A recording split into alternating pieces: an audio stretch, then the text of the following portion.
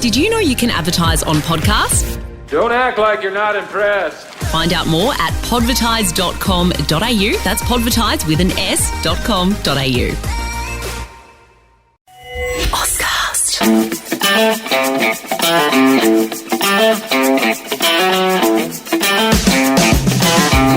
Welcome back to the Maker and the Drinker podcast.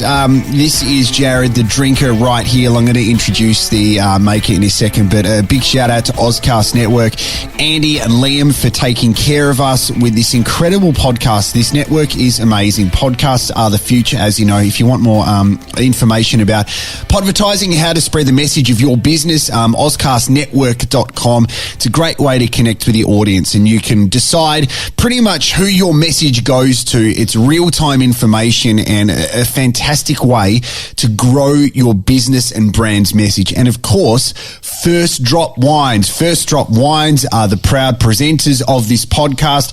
JR and the team have an incredible cellar door, the home of the brave at Nurayutpa. Now, I said this last week, JR, because you're here with me. How many individual wines do you have? Can you tell me here in Australia?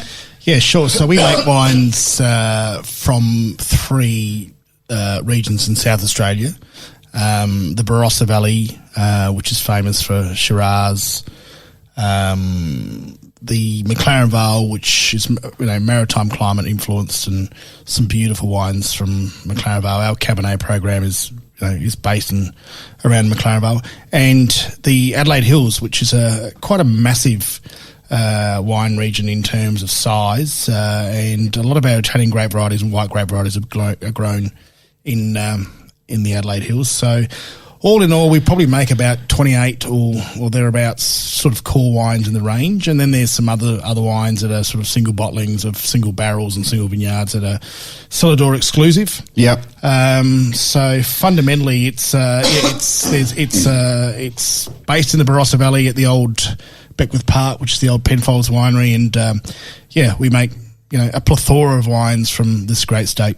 Okay, awesome. We are going to find out more very soon. FirstDropWines.com, all over the socials too. We're going to deep dive into that more very soon.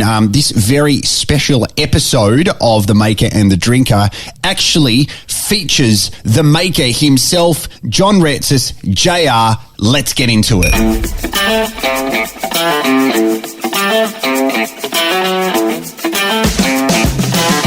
Well, this is interesting because the first episode of The Maker and the Drinker, we featured NBA champion and winemaker from Chosen Family Wines, Channing Fry.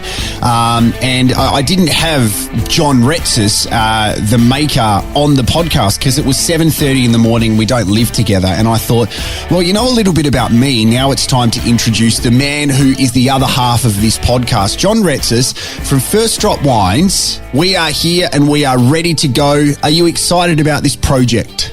100% excited. We've been talking about bringing, the mystique of wine and winemaking art to the public. And what a great vehicle through this podcast. So very honoured to be here. Thanks, Jarrod. Yeah, it's a big journey as well. So I reckon what we should do is talk about how we first kind of connected, because I think this is how a lot of people kind of connect through wine. I initially started drinking the Mother's Milk Shiraz. Now, I say Shiraz, you say Shiraz, right?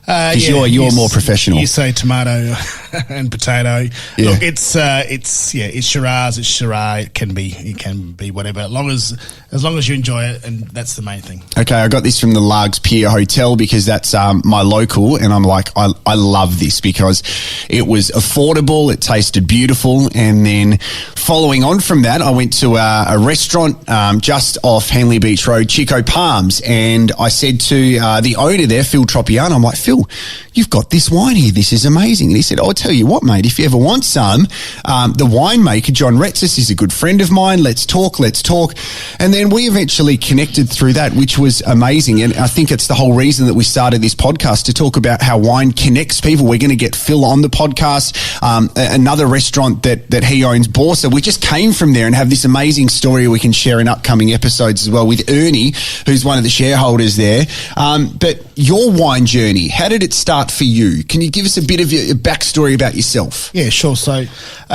my grandparents and parents migrated from Greece in the 1920s. And wine was something that I guess they drank, but also they made because, surprise, surprise, in the 1920s, there was no bottle shops. And wine was something that you produced a bit like your own olive oil, a bit like your own tomato sauce. So I started making wine with my grandfather as a young man, as a child, as 5 or 6 years old. So you were drinking wine at 6? Correct. It was on the table at every meal. It was, for the young ones, it was watered down, but we all drank wine. So it was just part of what we did. And sort of growing up, I was born and bred and grew up in Ceduna. We made wine out there, and when I moved to Adelaide, when it was time to go to uni, that tradition continued. I dropped out of uni, was looking for a job, and nobody would have me. And I sort of stumbled upon the wine industry. Had a connection to it because we always made it, always drank it, and it was quite natural for me to join the wine industry, even though in those days it was a bit of a closed school. It was, you had to go to, this school or that school. It was very traditional. And it was a generational industry in Australia. And I remember going to a job interview for a corporate company which remained nameless, and the HR guy said to me, John, I like you, but, with your Greek heritage, you don't really have a lot of, wine sort of knowledge and wine history. In Australia, we've been making wine for, 150 or 60 years. And yeah, you're right, because with my Greek heritage, we've only been making wine for about 5,000 years. And he sort of looked at me like I was, from Mars. And anyway, it was all good. So yeah, it was just part of life, and now it's become part of my business life and my family life and my friends' life, and travel the world, talking about First Drop, but also talking about Australian wine and promoting Australia as a wine growing nation and a winemaking nation. And I feel very humbled to be able to do that, and I feel very proud to be able to do that.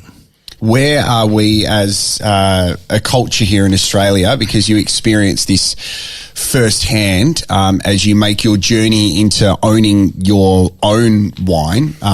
Where are we situated when it comes to how the world sees wines? We're probably blessed here in South Australia, we say, that have some of the best wines in the world. But from your experience, where do we sit? Yeah, sure. In terms of wine quality, I think we sit very high. In terms of wine perceptions, unfortunately, we don't sit as high as we should. Definitely, there's some amazing wines that come from South Australia and Australia as a whole. But in the whole scheme of things, there's still the old world which dominate and predominate share of mind and share of throat.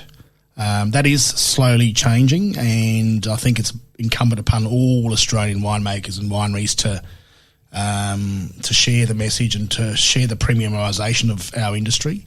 And that's something that we've not quite been able to do, even though we've invested very heavily as wineries and as governments. It's just something that we're just slowly clawing towards. So consumers in America would probably, buy, Chardonnay from France before they bought Chardonnay from Australia, unless it's at a lower price point. So we still have some work to do, and it's not to say that it's not improving, but we've got some miles to make up. From a quality perspective, we're as good as anyone. So it's just a matter of now commercialising it and sharing the premium message. There's lots I want to get to. I want to get to the Cellador very soon, breaking the overseas market and the challenges of 2020.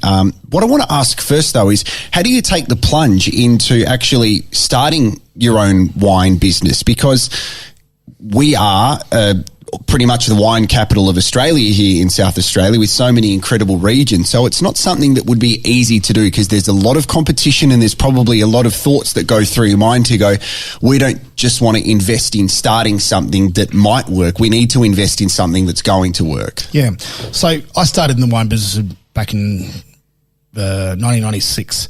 So in 2004, when I started First Drop,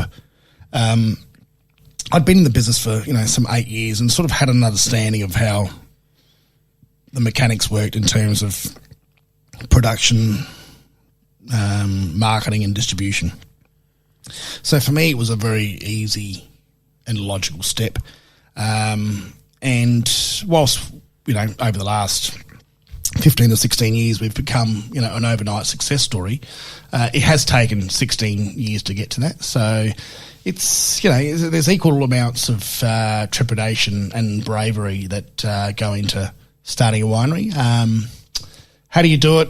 You just need to believe in yourself. It's like anything. You could start, a podcast business, or you could start anything. It's just understanding what you're doing, and I think being true to yourself and true to your philosophies.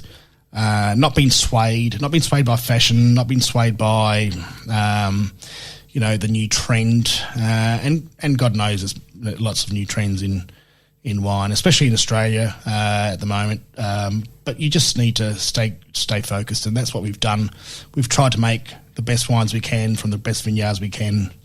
And we have a bit of fun with it, with our packaging. I think we were one of the first to use some, fun and funky labels back in 2004, and it's refreshing to see that has been taken up by the industry, and there's lots of fresh labels around now that potentially 15 or 20 years ago weren't about. I think that you're right. Like, it seems that also you made courageous decisions to stand out, which could have, I think courage is, we're big Port Adelaide supporters, right? So Port Adelaide in 2014 were courageous when going to Adelaide Oval by putting T-shirts on all of the seats, by playing certain songs, which it was a guess to see if it would work or not, and it paid off. And that takes courage, and to start a trend, which now is that Port Adelaide are a trendsetter when it comes to the AFL for their match day experience. And for First Drop, it seems like you guys have done that as well. You mentioned your labels, which are creative and also feature yourself in them, which is awesome. And then the merchandise that you've got babies' bibs. For mother's milk, you've got the actual milk bottles, the old school ones. So you seem to be having fun with the product, and also taking a few risks to have, I guess, a fair bit of consumer recall to go, these are the guys that are having fun while making great wine. Yeah, sure. Look, consumers are thirsty for discovery, they're thirsty for knowledge, and they're thirsty for, I guess, some fresh ideas. So I remember, I don't know what it was 2007 or 8. We did a first drop trade tasting in South Australia, and we decided to go to the Angle Park Dogs on a Monday night and sent invitations to the trade around South Australia. We thought, we'd get a handful. But by the end of it, we'd hired 3 buses or thereabouts, and there was 130 people on a Monday night at the Dogs, enjoying the waft of dog racing, and you can swear, you can say shit, and wine, and it was like I thought you were going to say dog shit. What the hell? What the hell is going on here? And that was just like a light bulb moment to say, well, you know what? Even the trade are thirsty for discovery and for fun. And whilst we, are very, very serious about the winemaking, and we've been accoladed, we've won many accolades. That was the moment we think, that we need to unlock a little bit more fun out of this thing, because it's just been a really sort of straight back industry for a long time. So yeah, you're right. In terms of merchandise, there's bibs, there's G-strings, cricket bats, and all sorts of other stuff, beach towels, not just bottle openers and polo shirts, because at the end of the day, God knows we don't need any more polo shirts that are branded. No, that is very true. And what I love is that the iconic Mother's Milk is obviously being copied by other places, not just around South Australia, but Daniel Ricciardo's writing Mother's Milk as well. The name Mother's Milk, it's probably your most famous drop that you have, and I absolutely love it. But there's certain areas which have, as you said, when you're being courageous and taking these leaps, it does come with controversy, doesn't it? Like you've had some labels that you've had to change. You've had, issues which you probably would never think about that you've had to go through with actually owning your own wine company. Yeah, absolutely. So there's some people that take offence to, Mother's Milk as a brand, for instance. So we've had a group from Tasmania, I think they were, the women's anti-alcohol, whatever they are, who took offence to that. There's, some tea company in America that took anyway, look, it's if you put yourself out there, you're going to, you have to be prepared to face the harsh reality of, upsetting people. And look, God knows, and we all know that we're here to upset people. We're here to make great wine and tell great stories. Stories that are real, stories that are about us, and stories that are about the place of the wine that we make, for these vineyards we make the wines from. As winemakers, that's what we strive for. But all the rest of it is fun, and we're really proud of the fact that we have been able to unlock some value in our wine making journey. And everybody makes Shiraz in Australia, but nobody makes Mother's Milk, and that's really, really important for us. And I think as other winemakers, if I could give advice to other winemakers, that should be something that we should all be striving for, is to building, great brands and great wines and owning our stories rather than just doing the same thing over and over again and hoping for a different result.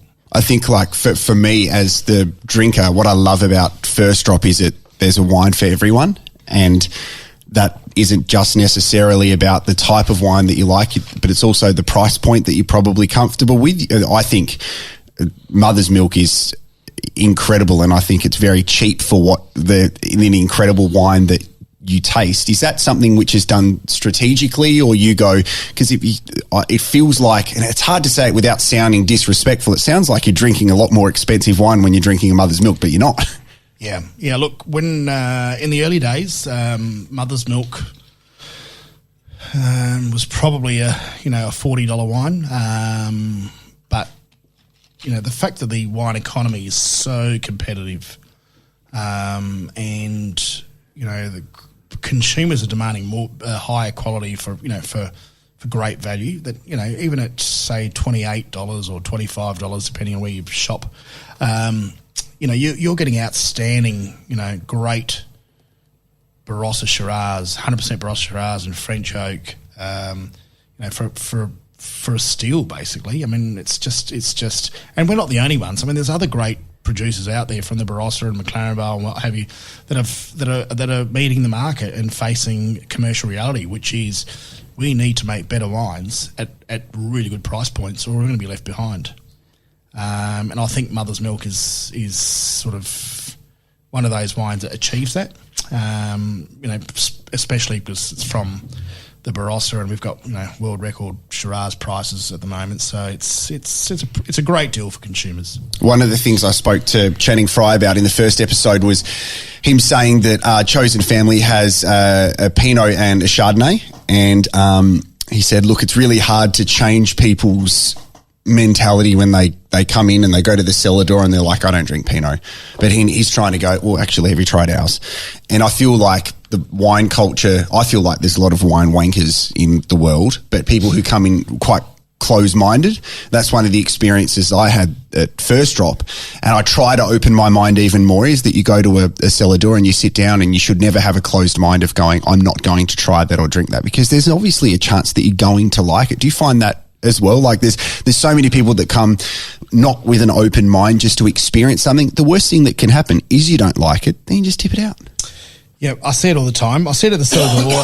Obviously this year with COVID not travelling, I've spent more time in the cellar door, much to my staff's disgust. But also I see it travelling abroad, in the US. Oh yeah, Australian Shiraz or Australian this and that. Oh, it's going to be sweet, it's going to be jammy, it's going to be over the top. And I said, look, just try it. And consumers and the trade try it, wines from Australia, not just Mother's Milk, but what have you. And they all agree that, Australia's turned the corner.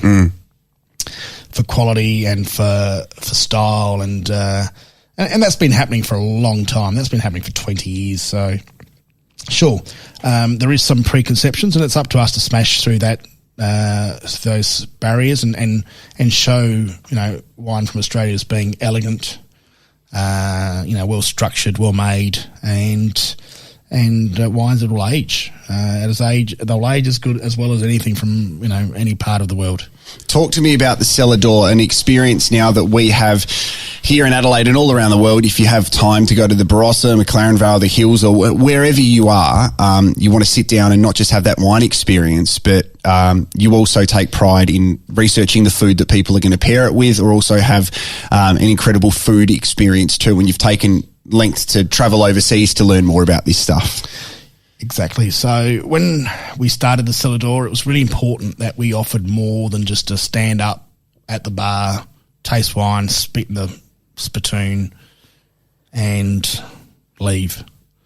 It's just something that culturally and philosophically just doesn't sit well with me. Wine is all about enjoyment with friends, family, and with food, and just taking the time to understand that we are a special place. We are either in the Barossa or McLaren Vale, Adelaide Hills, or wherever you may be, and we should just hang around a bit and just spend a half an hour extra and just enjoy it. So I took a few trips to Spain and just basically travelled around and just drank wine and ate in tapas bars. It sounds like a very serious trip. It was a very serious trip, and not many of us professionals left that can do that.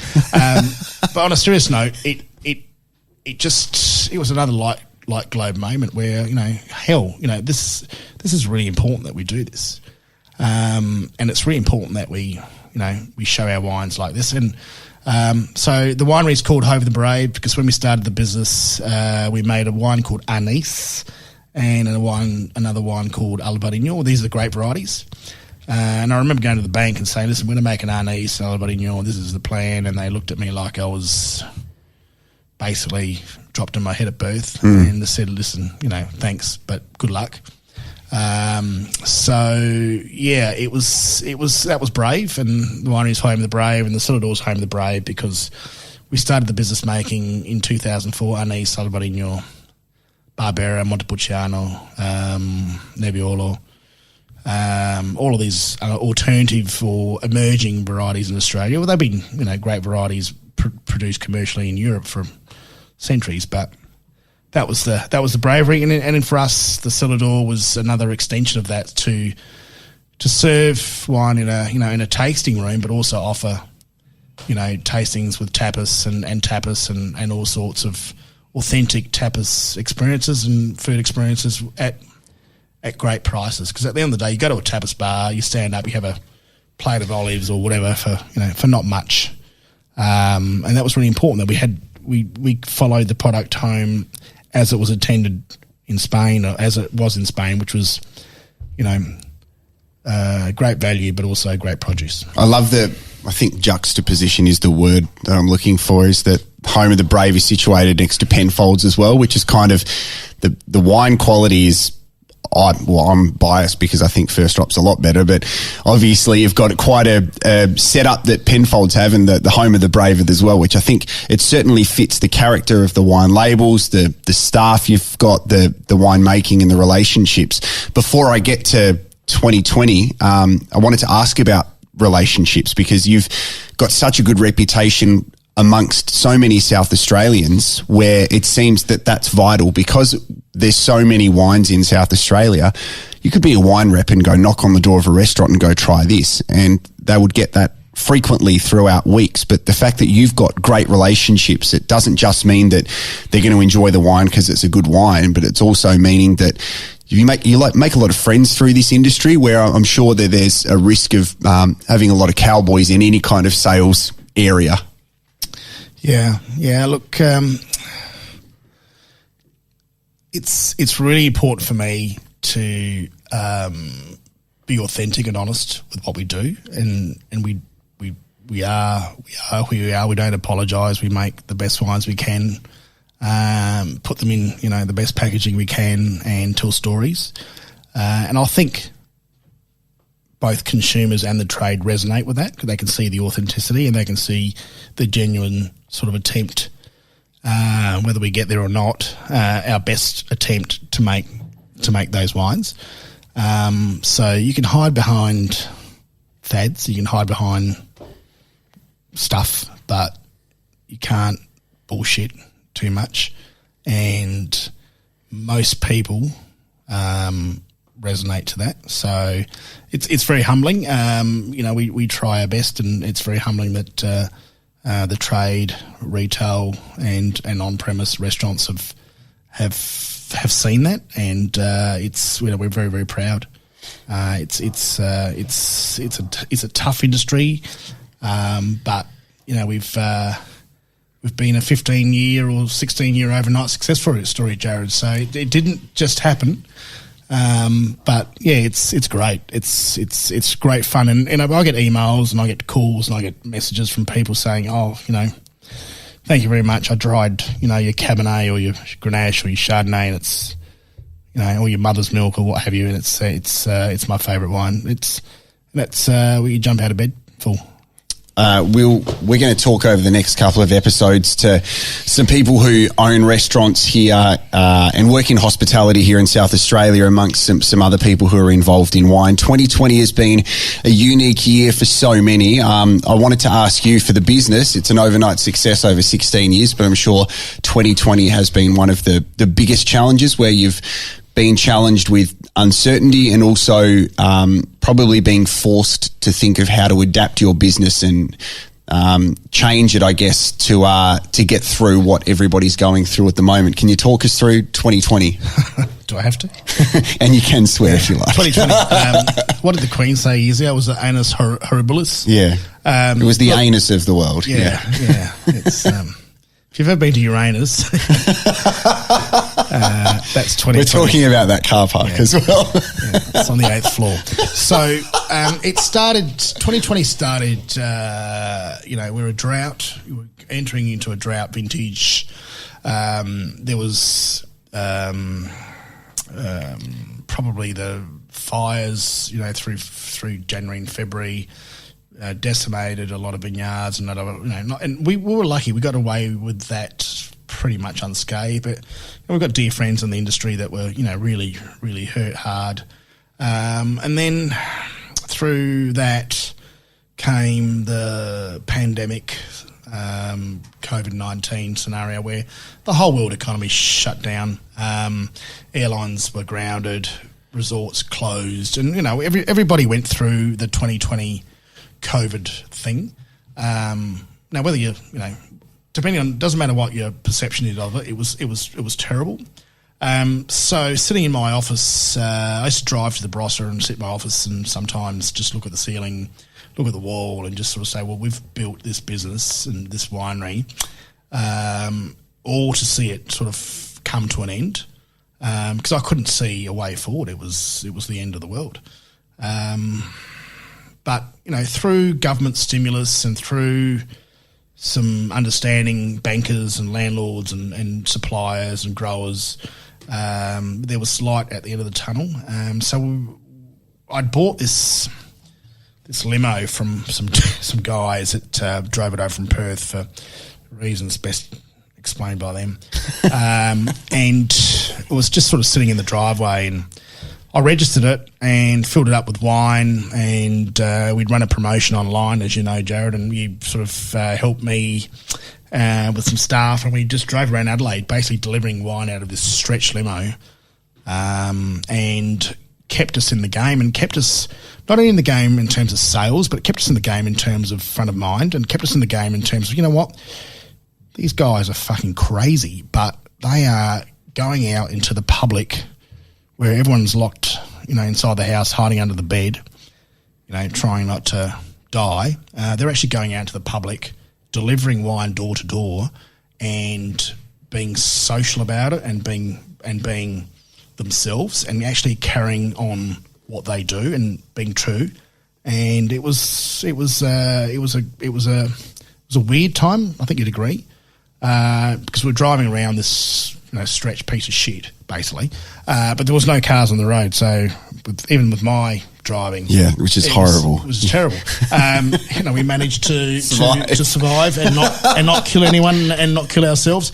And I still get people saying to me today, saying, you know what, good on you. You kept us, entertained, and you kept us in wine, and you kept us, engaged with you guys. And I must thank you for helping, because at the end of the day, I didn't know if this was going to work. I didn't know it was going to be how I was going to perceive it. I was just going to be this guy that was perceived as being a sort of wine slinger, selling wine out of the boot of his car for cash or what have you. But overwhelmingly, the response was very, very positive, and it was at the end of it was just great fun.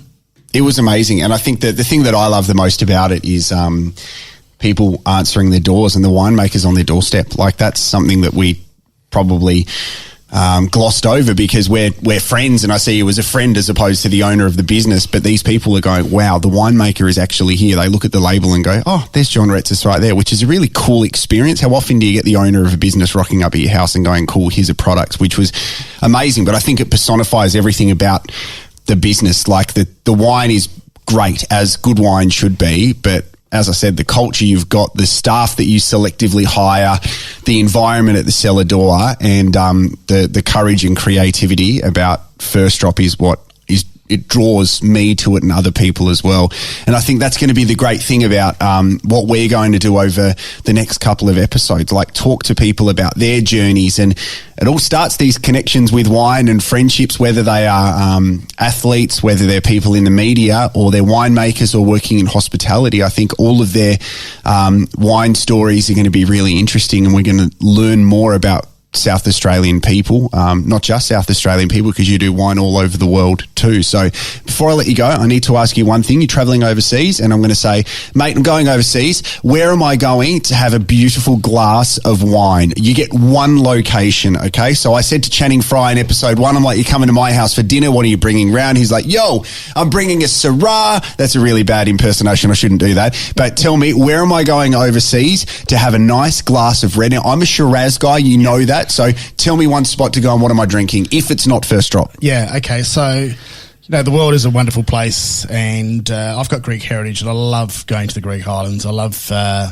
everything about the place, the salty, seaside, the great, char-grilled anchovies. So if I were you, I'd go to the Greek islands, and I'd have a nice chilled glass of Assyrtiko from Santorini and enjoy the blue sea and the white buildings. And I think whilst I love Australia and love the Barossa and I love the McLaren Vale and the Adelaide Hills, the Greek islands are special. Very nice. John Retsas, First Drop Wines. It is great to speak to the maker, and this has been episode 2. You can follow us on the socials, First Drop Wines, their website. They're on Instagram. They're on Facebook. Go to the home of the brave. It's in Uriutpa. The good thing is it's about 50 minutes from the city. It's an easy drive if you're in South Australia, but when the borders open, you can go from interstate as well. And I'm very excited to be doing this project with you, mate. Thank you. Thanks, Jarrod. It's a pleasure and an honour.